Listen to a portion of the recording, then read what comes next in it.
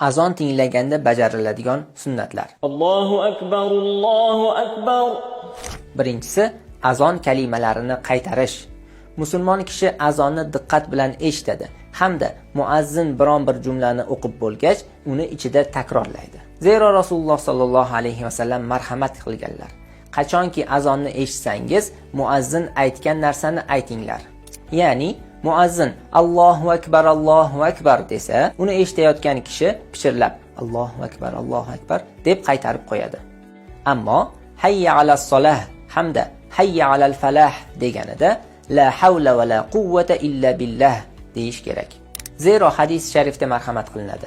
Kim chin qalbdan muazzin aytgan narsalarni takrorlab, hayya alalarda la havla va la quvvatani aytsa, jannatga kiradi.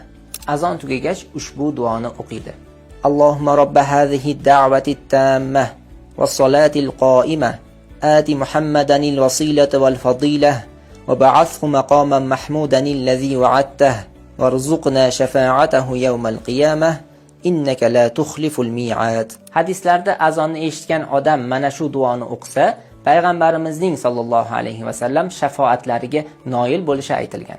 Azon eshitgan kishining oxirgi qiladigan ishi duo qilish. Rasululloh sallallohu alayhi vasallam aytadilar: muazzin aytgan kalimalarni ayt. Qachonki oxirga yetsang, so'ra, berilur. Boshqa bir hadisda esa azon va takbir orasida qilingan duolar mustajobligi aytilgan. Ashhadu an la ilaha illalloh wahdahu la sharika lah va ashhadu anna Muhammadan abduhu va rasuluhu raditu billahi robba va bi Muhammadin rasula va bil islami dina. Yana qaysi ishlardagi sunnat amallar bilan tanishmoqchisiz? Izohlarda yozib qoldiring.